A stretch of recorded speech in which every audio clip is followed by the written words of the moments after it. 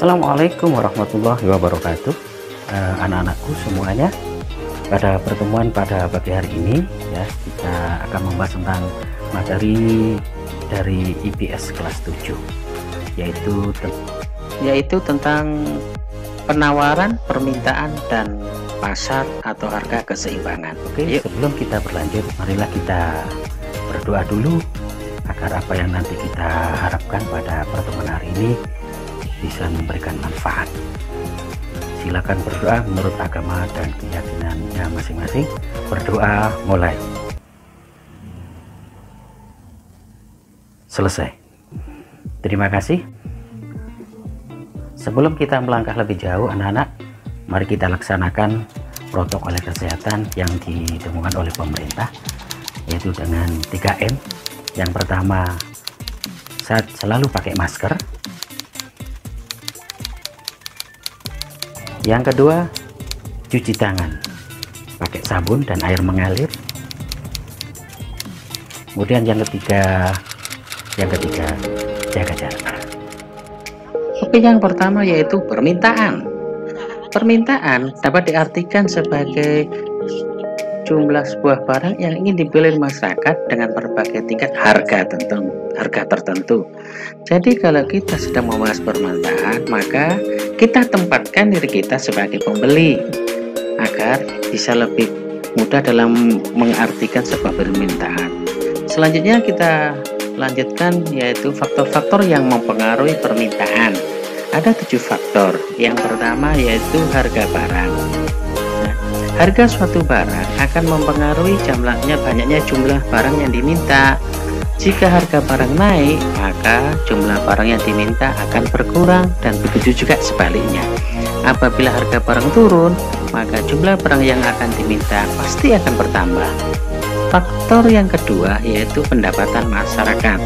Pendapatan yang diperoleh oleh seseorang akan sangat mempengaruhi oleh permintaan terhadap suatu barang. Jika pendapatan rata-rata setiap orang naik, maka jumlah barang yang diminta akan bertambah, dan begitu juga sebaliknya. Faktor yang ketiga yaitu selera masyarakat. Selera sangat mempengaruhi permintaan seseorang. Jika seseorang tersebut sangat menyukai suatu barang, walaupun harganya mahal, maka barang tersebut akan tetap juga dibeli. Namun sebaliknya, jika orang tersebut tidak selera terhadap suatu barang, walaupun harganya barang itu rendah atau murah, maka tidak akan dibeli. Yaitu faktor yang keempat, kualitas barang. Setiap orang pasti menginginkan barang yang berkualitas, sehingga kualitas sangat mempengaruhi akan permintaan. Jika kualitas suatu barang sangat bagus, maka permintaan terhadap barang tersebut akan tinggi. Namun sebaliknya, jika kualitas barang tersebut jelek, maka permintaan terhadap barang tersebut akan berkurang. Faktor yang kelima yaitu harga barang lain. Yang diminta biasanya juga dipengaruhi oleh harga barang lain, rivalitasnya. Misalnya harga kopi lebih mahal dibandingkan dengan harga teh, maka masyarakat cenderung akan membeli teh karena harganya lebih murah. Tetapi sebaliknya, jika harga kopi lebih murah daripada teh, maka mereka akan cenderung membeli kopi. Itu. Faktor yang berikutnya yaitu jumlah penduduk. Bertambahnya jumlah penduduk suatu negara, maka akan sangat mempengaruhi jumlah permintaan terhadap suatu barang. Kemudian faktor yang terakhir yaitu ramalan masa depan, prediksi masa depan. Masyarakat akan menambah permintaan terhadap suatu barang kalau diperkirakan barang tersebut akan naik di suatu saat nanti. Berikut lihatlah kurva permintaan. Kurva permintaan menggambarkan antara sifat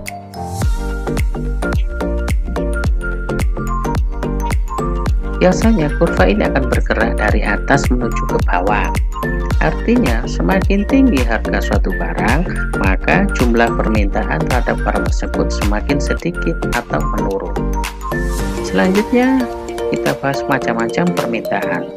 Yang pertama yaitu permintaan menurut daya beli konsumen. Menurut daya beli konsumen, permintaan akan dibagi menjadi dua, yaitu permintaan efektif, kemudian yang kedua yaitu permintaan potensial. Permintaan efektif adalah permintaan yang didukung oleh kemampuan daya beli. Artinya permintaan ini berasal dari konsumen yang betul-betul memiliki kemampuan untuk membeli barang dan melakukan transaksi. Sedangkan permintaan potensial adalah permintaan yang didukung oleh kemampuan daya beli tetapi belum melakukan transaksi atau pembelian. Berikutnya yaitu permintaan menurut jumlah konsumen. Menurut jumlah konsumen, permintaan dibagi menjadi dua jenis, yaitu yang pertama permintaan individual, yaitu permintaan dari masing-masing individu terhadap satu barang. Dan yang kedua yaitu permintaan pasar, artinya permintaan yang dilakukan oleh masyarakat pada umumnya, kebanyakan. Selanjutnya kita akan membahas tentang penawaran. Penawaran artinya dapat artikan sebagai sebuah kesediaan menjual untuk menjual berbagai barang pada berbagai tingkat harga dalam waktu tertentu. Itu penawaran. Nah, saat permintaan tadi kita posisikan sebagai pembeli, sedangkan pada waktu penawaran kita memposisikan sebagai penjual. Posisikan penjual. Penawaran dipengaruhi oleh beberapa faktor. Yang pertama, biaya produksi. Tinggi rendahnya biaya produksi akan menentukan pula harga barang. Bila biaya produksi tinggi, maka produsen akan mengurangi jumlah produksi barang dan akibatnya penawaran berkurang. Dan sebaliknya, jika biaya produksi murah, maka akan semakin banyak barang yang hasil produksi dan penawaran akan bertambah. Faktor yang kedua yaitu teknologi. Semakin tinggi teknologi yang digunakan dalam produksi barang, maka kualitas barang dan jumlah barang akan semakin bertambah, dan ini bertambah kepada naiknya jumlah penawaran. Faktor yang ketiga, harapan akan mendapatkan laba.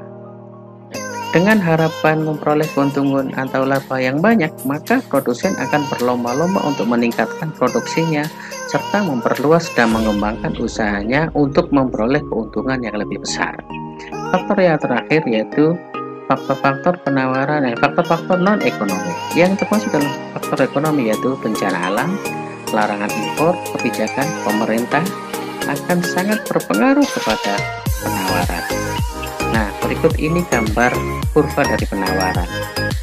Kurva penawaran adalah grafik yang menggambarkan sifat hubungan antara harga suatu barang dengan jumlah barang yang ditawarkan pada waktu tertentu dan tempat tertentu. Biasanya kurva penawaran akan bergerak naik. Selanjutnya kita bahas tentang pasar. Pasar dapat diartikan sebagai suatu sarana tempat bertemunya penjual dan pembeli, baik secara langsung maupun secara tidak langsung, untuk melakukan jual beli atau proses transaksi untuk melakukan penjualan dan pembelian dalam tempat tertentu pada waktu tertentu. Pasar memiliki tiga fungsi. Yang pertama, fungsi distribusi. Fungsi distribusi pasar dimaksudkan adalah untuk memperlancar distribusi barang dari produsen ke konsumen. Melalui pasar, konsumen dapat memperoleh barang yang diinginkan secara mudah dan cepat. Fungsi yang kedua yaitu fungsi pembentuk harga. Maksudnya adalah pasar mewujudkan kesepakatan harga antara penjual dan pembeli. Transaksi penjual dan pembeli pada mulanya melakukan tawar-menawar di pasar dan akhirnya terjadilah yang namanya kesepakatan harga. Tawar-menawar harga biasa terjadi di pasar tradisional oleh ngenyang gitu. Fungsi yang terakhir yaitu fungsi promosi.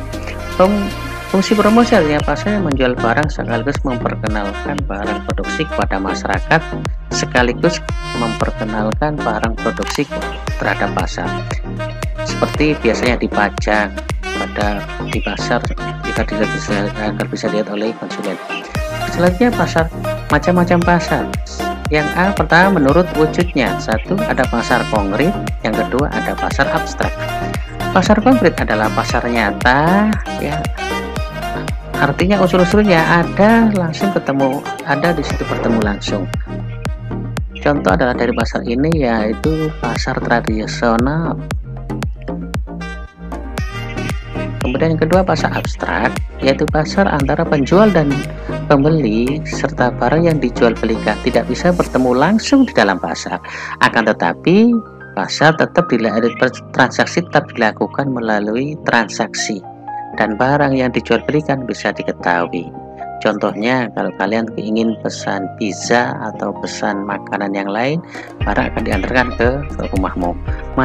Berikutnya, macam-macam pasar menurut barang yang diperdagangkan. Satu, pasar barang konsumsi, yaitu barang yang memperjualbelikan barang-barang yang memperjualkan kebutuhan sehari-hari. Contoh pasar ikan, pasar buah-buahan, supermarket, atau mall. Yang kedua yaitu barang pasar produksi, yaitu pasar yang menyediakan barang-barang untuk faktor-faktor produksi, yaitu pasar tenaga kerja. Berikutnya yaitu macam-macam pasar menurut luas jaringan distribusi, yaitu yang pertama pasar setempat, ya artinya adalah pasar yang digunakan oleh masyarakat, yang digunakan oleh masyarakat sekitar, yang digunakan oleh penjual dan pembeli oleh masyarakat sekitar tersebut. Yang kedua pasar nasional, yaitu pasar yang cakupan pembelinya meliputi wilayah suatu negara, penjual dan pembelinya meliputi dari luar daerah bahkan luar negara. Yang ketiga pasar regional. Pasar regional artinya pasar yang daerah pemasarannya meliputi beberapa negara yang berada dalam satu kawasan, misalnya kawasan ASEAN atau Asia Tenggara saja, maupun Asia Pasifik atau di APEC itu. Kemudian yang keempat pasar internasional. Pasar ini menyediakan komoditas barang untuk profit seluruh dunia. Ya. Selanjutnya jenis pasar menurut waktu penyelenggaraannya. Yang pertama ada pasar harian, yaitu pasar yang merupakan kegiatan untuk setiap hari dan menjual barang setiap hari dan menjual pokok kebutuhan sehari-hari. Yang kedua yaitu pasar mingguan. Pasar mingguan yaitu adalah pasar yang dilaksanakan dalam satu minggu sekali, misalnya hari Minggu atau hari Kamis saja atau hari Rabu saja.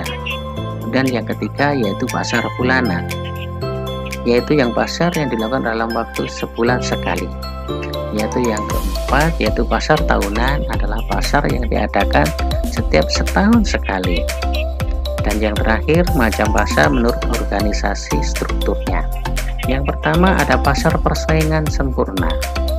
Pasar ini di dalamnya banyak terdapat penjual dan pembeli yang sama-sama telah mengetahui situasi pasar. Kemudian barang yang digunakan diperjualbelikan pemohon atau sejenis. Penjual dan pembeli tidak bebas menentukan harga, karena harga ditentukan oleh kekuatan pasar. Contohnya pasar sayur-sayuran, pasar buah-buahan, pasar tekstil, dan lain sebagainya. Dan kemudian pasar persaingan tidak sempurna. Pasar ini adalah pasar yang penjual dan pembelinya memiliki kebebasan dalam menentukan harga dan jumlah barang yang diperjualbelikan. Selanjutnya yaitu kita lanjut pada harga. Harga ialah nilai tukar suatu barang yang dinyatakan dengan uang. Dalam ilmu ekonomi, yang dimaksud dengan harga pasar adalah harga yang disepakati oleh pihak penjual dan pembeli, dan pada harga ini barang yang diminta sama dengan jumlah barang yang ditawarkan. Harga pasar dapat disebut juga dengan harga keseimbangan, karena ada keseimbangan antara jumlah barang yang ditawarkan dengan jumlah barang yang diminta itu seimbang. Oke, terima kasih.